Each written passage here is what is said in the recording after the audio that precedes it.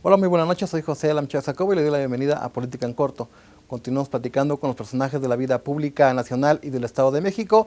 En esta ocasión me encuentro en la capital del país, donde vamos a platicar con el periodista Gustavo Rentería para conocer su opinión sobre lo que puede venir de aquí a los comicios del 1 de julio, tanto a nivel federal como en las diversas entidades de la República. Los invito a que nos acompañen la siguiente media hora aquí en este espacio.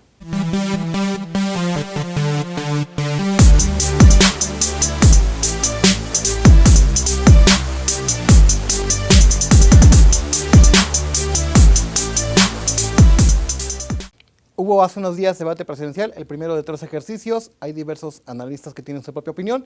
Seguramente lo viste, has dado opiniones en diferentes medios de comunicación.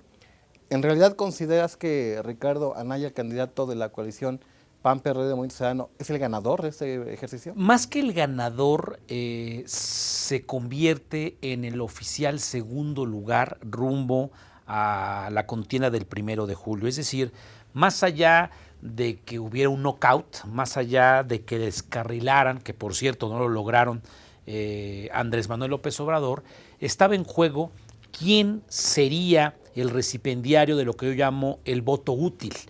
¿Quién sería el segundo lugar?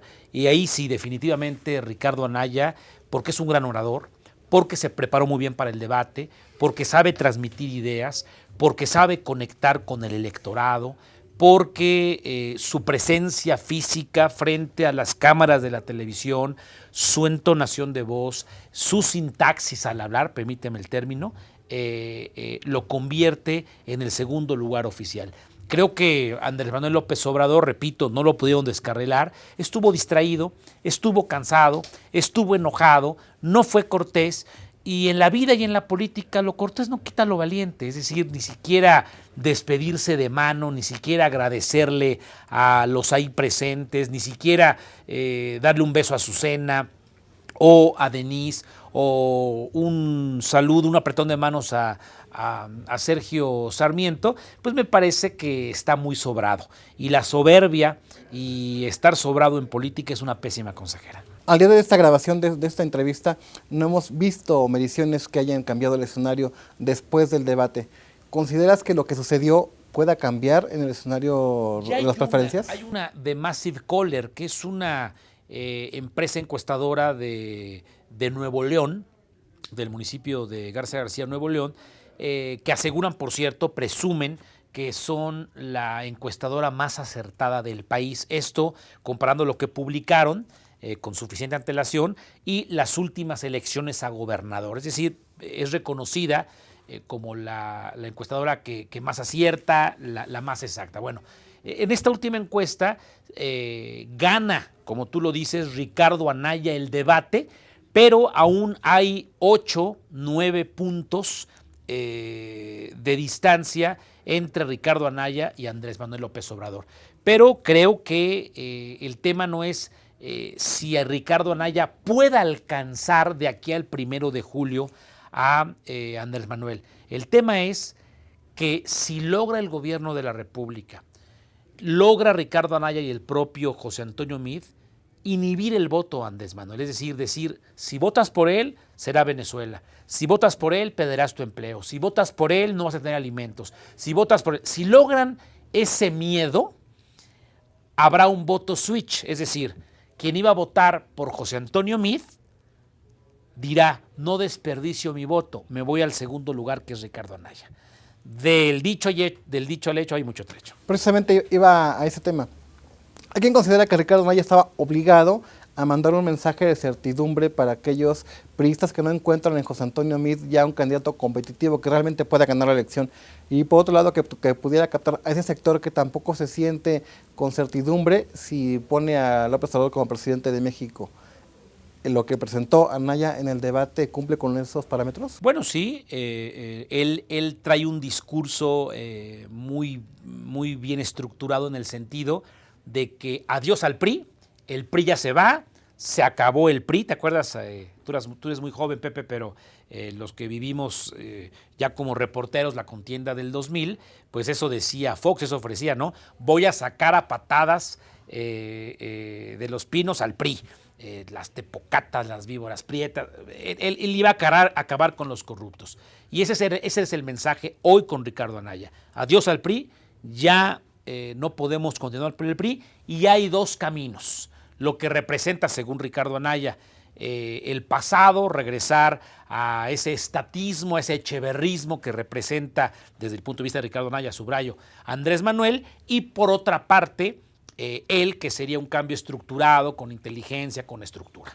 El intercambio de cuestionamientos que se dan José Antonio Meade y Ricardo Anaya en el debate, pero también que se ha visto en varios eventos de campaña, genera una polarización entre priistas y panistas. Eso genera miedo entre quienes mandan en el PRI de lograr una negociación de facto con el panismo. Yo creo que no hubo debate y es irrelevante lo que se dijeron entre Ricardo Anaya y José Antonio Meade. Es decir, traía una muy buena cartulina el señor José Antonio Meade Curibreñas, donde saca Borja y después aparece Ricardo Anaya, pero la forma de decirlo, la forma es fondo. Frente a la cámara hay unos que lo saben dominar, ¿no? Como lo hizo Ricardo Anaya, y habrá gente en el Estado de México que tenga a su conductor o conductora nocturna o presentadora de noticias favorita. ¿Por qué? Pues porque sabe y le gusta cómo presenta las noticias, son las mismas. Claro. Pero cómo lo dices, cómo lo cacaraqueas, permíteme el término coloquial, cómo lo cachondeas, importa mucho. Entonces, ese asunto, su entonación de voz no fue ni siquiera la correcta para poder persuadir al electorado. Y yo siempre he dicho que en política y en la vida misma, Pepe, golpe que no mata fortalece. Es decir, si hubiera ya información suficiente para meter a la cárcel al señor Ricardo Anaya, ya lo hubiera hecho el gobierno de la República. Es decir, al contrario, lo están fortaleciendo y hoy, si intentaran hacer algo a través de la Procuraduría, dirían, el gobierno federal, como ya ganó esta primera parte del debate, ya ganó este primer tercio arriba del ring, le está haciendo una mala jugada. ¿Te acuerdas lo que pasó con el desafuero con Andrés Manuel? Es decir, lo estaban sacando a la mala.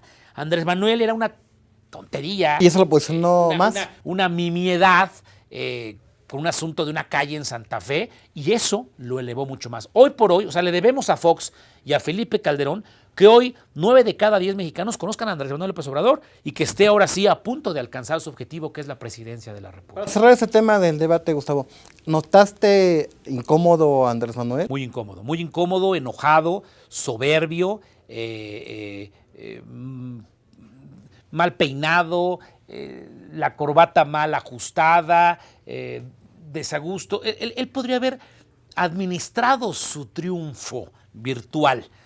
Se podría haber burlado de los demás, podría haber estado atento y burlándose de las tonterías que dicen los demás. O sea, como el PRI hablando en contra de la corrupción, o como el PAN hablando en contra de la corrupción, o como Margarita hablando de la seguridad, claro, si es esposa del señor, y como hablando de honestidad, el Bronco si es un tramposo. Todo. Es decir, en vez de burlarse, en vez de disfrutar su triunfo rumbo al 1 de julio, lo vi molesto y cada una de las preguntas lo incomodaban. Tanto preguntas de los otros 4 participantes como las preguntas de Azucena, Denise y de Sergio. Pero quizá él fue a hablarle a su público, a los que lo siguen, entiende sí, que no iba a captar un voto distinto en el debate. No, pero sí podría haber ganado.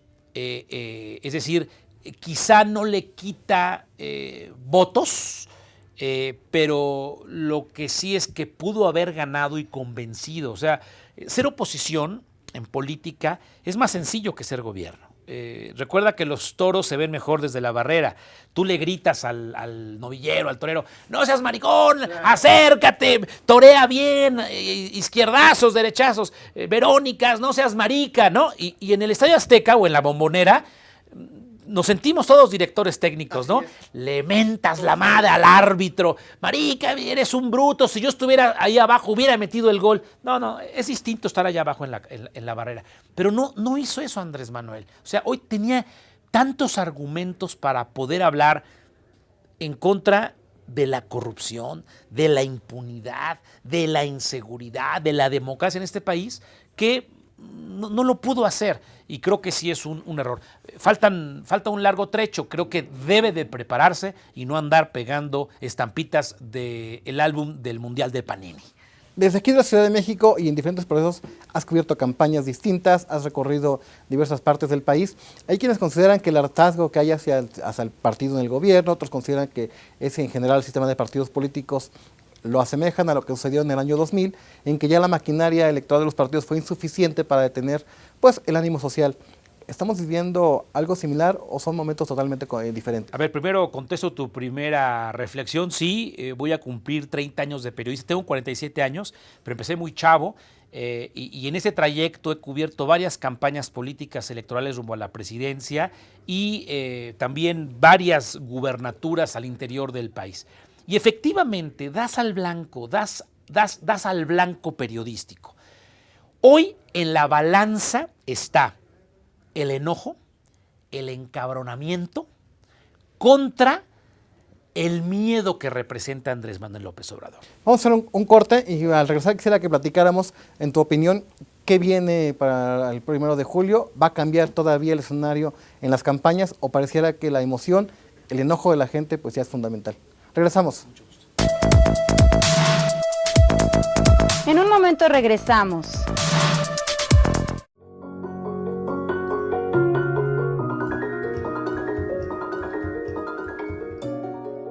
Acuérdate que hola en inglés se dice hello.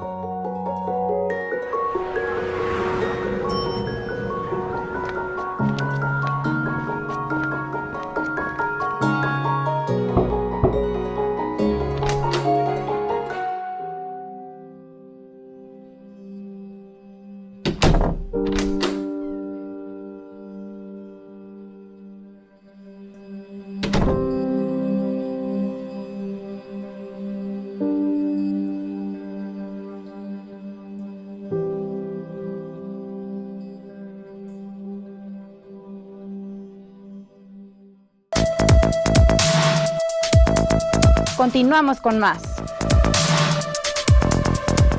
Seguimos platicando con el periodista Gustavo Rentería. Hace unos minutos hablábamos sobre lo que puede influir en el ánimo del electorado el próximo 1 de julio, la emoción y el enojo, Gustavo, ¿es así? Sí, efectivamente, es el encabronamiento de millones de mexicanos, por cierto, muy justificado, con mucho esfuerzo logras acabar una carrera y consigues un empleo. Si es que consigues, te quieren pagar 5,000 pesos o 7,000 pesos, ¿no? Unos viven en la gran opulencia y otros viven en los arrabales.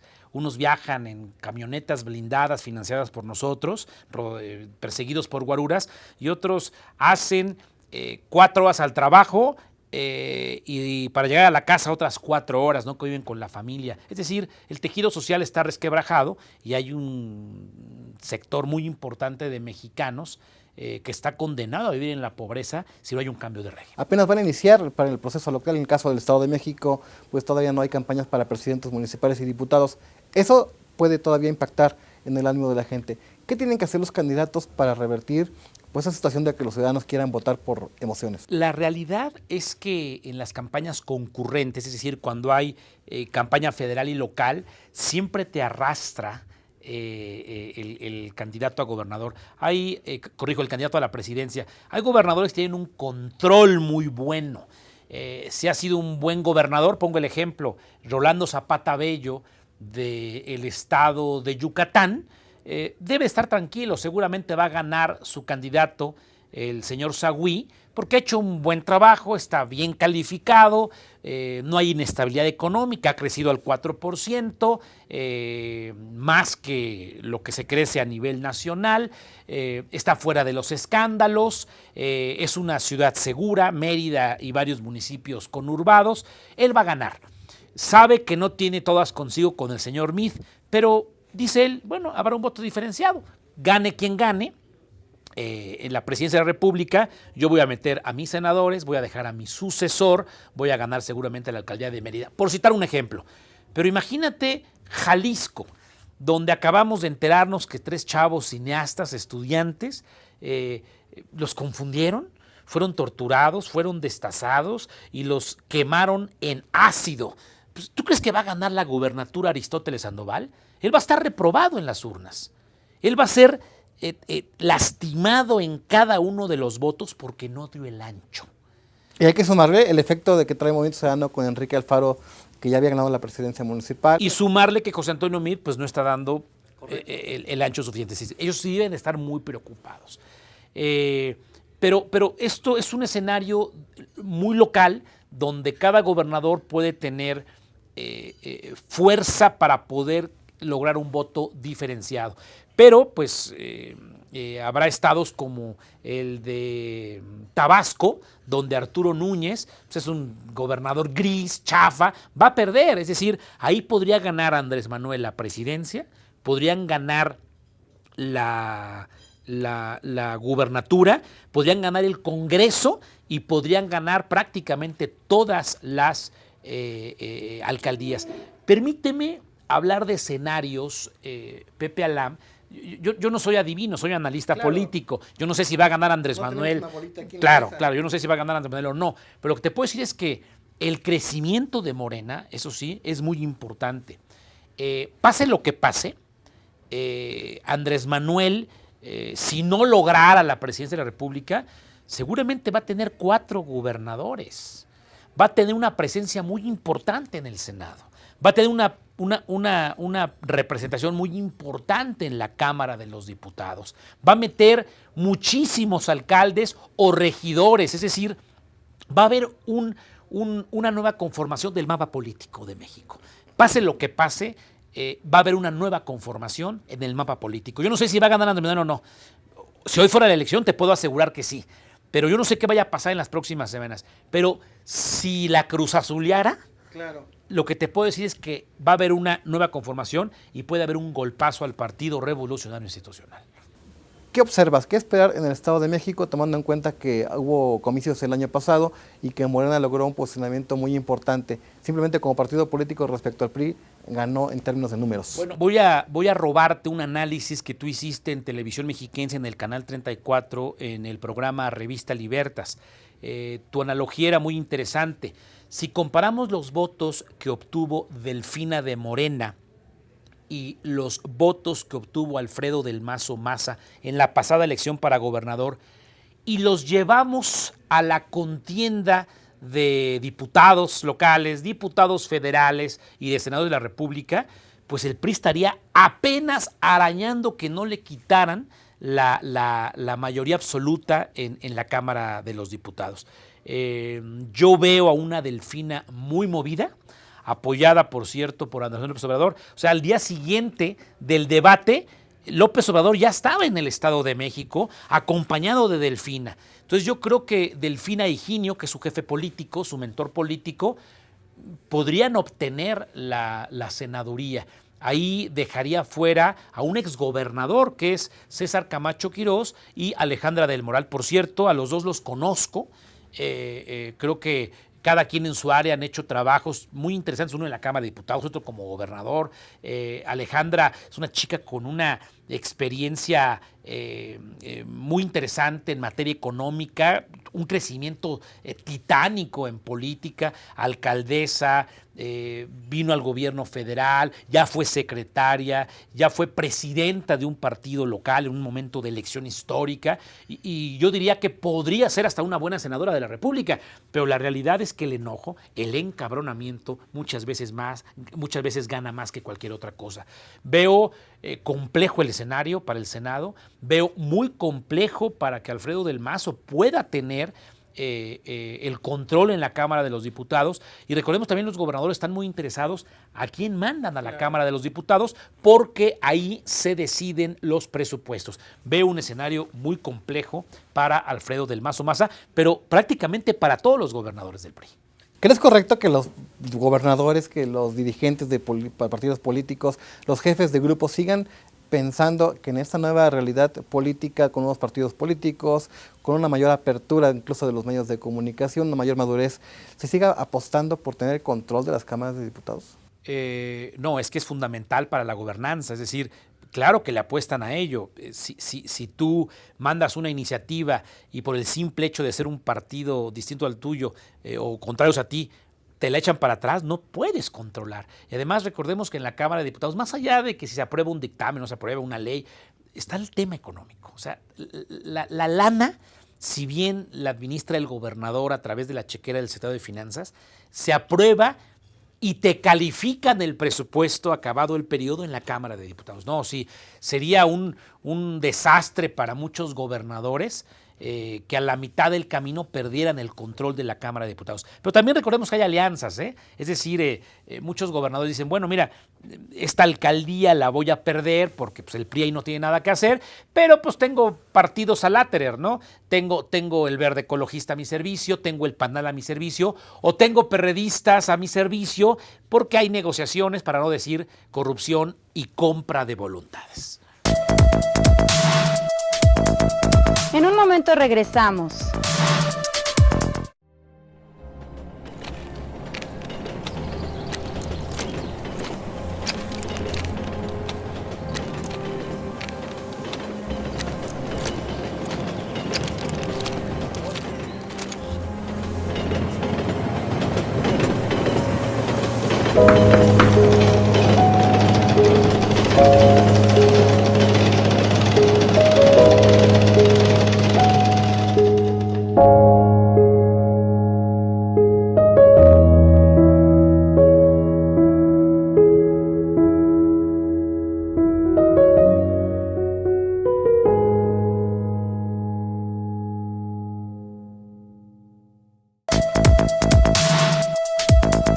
Continuamos con más.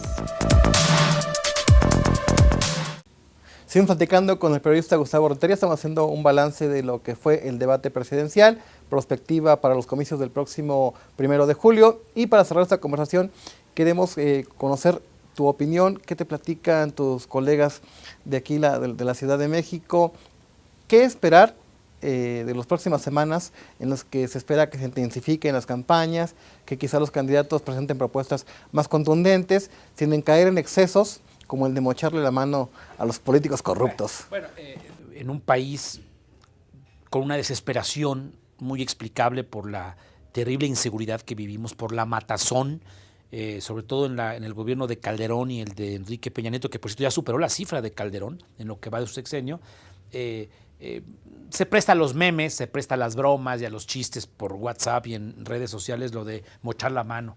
Pero hay mucha gente que dice, deberíamos de hacerlo. Deberíamos de hacerlo porque no puedo ir al cine con tranquilidad. Las chicas las manosean todos los días en el metro, en el microbús, en la combi. Les faltan al respeto. Ganan menos que los varones por el simple hecho de ser mujeres.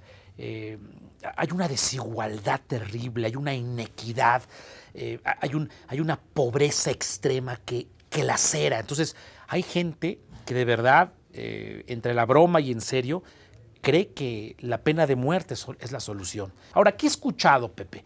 He escuchado, por un lado, que ya no hay manera de detener a Andrés Manuel López Obrador. Repito el término. Sé que es un horario nocturno, aunque estemos en redes sociales, pero el encabronamiento puede ganar más que todo en este momento. Es decir, yo he escuchado de mis colegas y de la sociedad, porque estoy en la calle, prácticamente todo el país, he escuchado que ya es muy difícil detener a Andrés Manuel López Obrador. Por otro lado, he escuchado que Ricardo Anaya sería el recipendiario del voto útil, es decir, alguien que iba a votar por MID, como ya se fue a un lejano tercer lugar, para no desperdiciar mi voto, voto por Anaya. He escuchado también a muchos senadores, escúchame, gobernadores, diputados federales y miembros de muy alto nivel del gobierno federal que te dicen, MID va a dar la sorpresa. ¿Cómo? Porque tú no sabes la gran maquinaria que tenemos abajo. Y yo digo, no puede ser. Pues vas a ver, Gustavo, hay grandes alianzas con sindicatos, con los dueños del dinero, con los grandes medios de los dueños de comunicación y vamos a dar la sorpresa. Estoy en esas. Mi opinión, me preguntaste qué escuchaba, eso es lo que he escuchado. Mi opinión es que nos estamos enfrentando a un momento histórico donde más allá de quién es el próximo presidente de México, nos estamos enfrentando hacia dónde vamos, el rumbo del país que queremos y la nación que queremos heredarle a nuestros nietos. Las encuestas, ¿se vale tomar las encuestas? ¿No se vale tomar las encuestas? Muchos se han equivocado. Ahí hace unos minutos tú mencionabas Massive Caller, que ha sido las más acertadas, pero en general tú sabes que las grandes de México se han equivocado, en Estados Unidos se equivocaron con la elección presidencial. hay que hacerle caso a lo que dice la gente, a las encuestas. ¿Cómo llegar a una conclusión de lo que puede ocurrir el próximo 1 de julio? A ver, yo te diría que está comprobado que en México y en China, es decir, en todo el mundo, las encuestas son vehículos de acceso al poder. Es decir, hay muchas empresas que nacen y mueren en 6 meses y hacen ahí grafiquitas en Excel y las publican como las grandes, como el gran estudio. A ver, entonces, vamos a entender que las encuestas son vehículos de acceso al poder. Y hay encuestas que no se publican, que las tienen en sus war rooms los distintos equipos de campaña. Lo que hoy pasa en todas las encuestas es que Andrés Manuel va ganando. Hay periódicos que han hecho un ridículo terrible poniendo a José Antonio Meade, por ejemplo, en primer lugar, ¿no? Te das cuenta que esas la hicieron en Excel para quedar bien con alguien, ¿no? Pero hoy en particular, todas y cada una de las encuestas hablan de que López Obrador va en un franco primer lugar. Pero se explica fácil, repito, porque la gente está cansada. La gente está enojada. Yo no sé si Andrés Manuel represente el cambio que necesitamos. Yo no sé si él la va a hacer muy bien o no. Yo no sé si él sería la solución para nuestros problemas.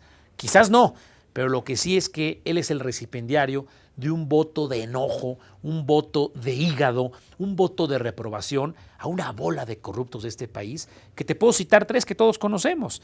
Los señores exgobernadores de Quintana Roo, de Chihuahua y de el estado de Veracruz, pasando por Tamaulipas, pasando por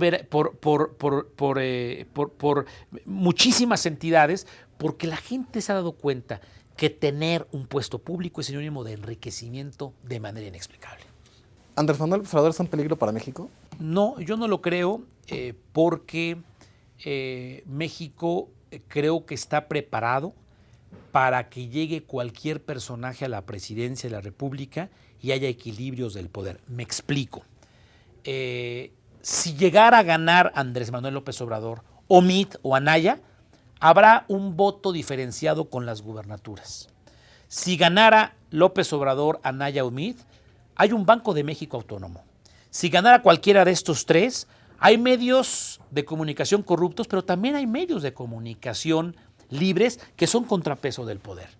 Habrá voto diferenciado en el Senado y habrá voto diferenciado en la Cámara. Y hay grandes intereses económicos. Hoy estamos haciendo esta entrevista en el Corredor Reforma, donde se ven grandes inversiones. ¿Tú crees que van a permitir los grandes dueños del dinero que se vayan sus inversiones al cesto de la basura? No. Yo creo que van a intentar decir estas últimas semanas que Andrés Manuel es un gran peligro, que Ricardo es un gran corrupto y que el señor Meade inventa de lo que sea.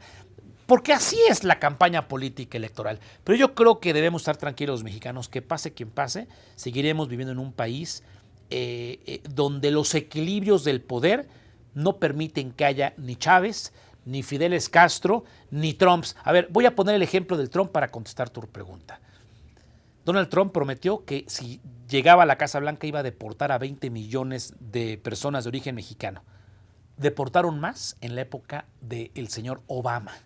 Número 2, dijo que iba a construir un muro. Pues el muro no ha construido ni 1 kilómetro de muro y el muro ya estaba. Entonces, tú requieres la aprobación de la Cámara de Diputados, requieres la aprobación de los... Hoy está hablando de los gobiernos de coalición porque el modelo está acabado. O sea, ya no hay gobernador, ya no hay alcalde, ya no hay presidente de la República en México que no tenga que negociar con los demás. No hay posibilidad, porque el país es tan grande, hay tantos intereses que tienes que negociar y ceder para poder gobernar. Entonces, no, yo no creo que nadie sea un peligro para México. Lo que sí invito a la sociedad es de que salga a votar por quien se le pegue la gana, pero que no se pierda la oportunidad de participar en este proceso histórico donde nos estamos jugando qué nación queremos. Gustavo.